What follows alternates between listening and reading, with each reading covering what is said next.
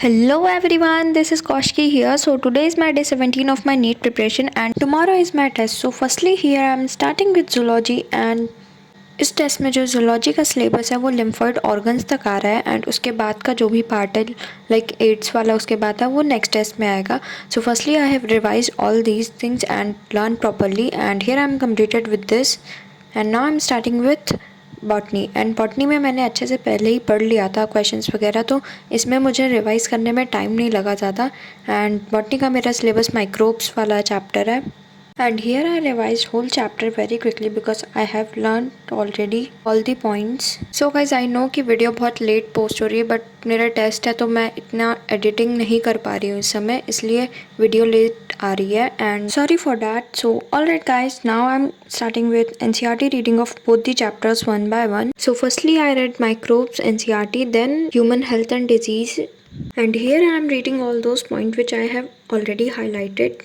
So guys कल मेरा test है तो मैं इतनी जल्दी सारे पॉइंट्स पढ़ रही थी एंड ये गाइस सिर्फ एक दिन पहले ही हो सकता है टेस्ट के इतनी जल्दी पढ़ना. And guys after completing my NCERT reading I started with question practice which was basically of NCERT based question जो कि लेवल 1 के सेक्शन B में होता है.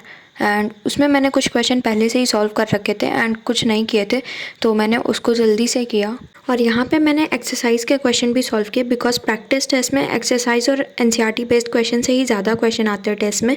सो सबसे पहले मैंने उसको जल्दी फिनिश किया. So guys, here I have solved all those questions from exercise and NCERT based MCQ and you can see here.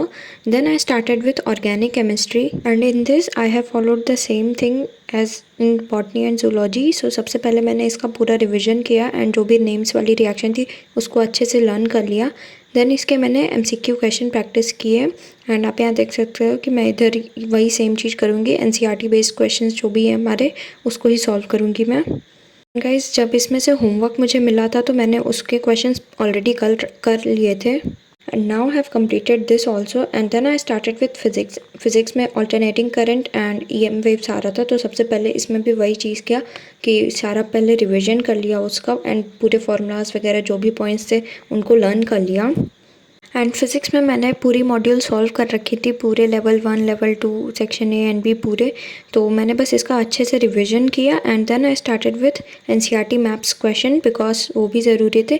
तो बॉटनी में सबसे पहले मैंने MCQ वाले क्वेश्चन किए एंड इसमें fill in the blanks type question भी थे, उनको मैंने नहीं किया था. And here I have completed this. And then I started with zoology and zoology में भी वही सेम चीज़ कि मैंने MCQ क्वेश्चन जो भी थे उनकी सारी प्रैक्टिस कर ली थी एंड जो फिल इन द ब्लैंक्स वाले क्वेश्चन थे उसको नहीं किया था मैंने.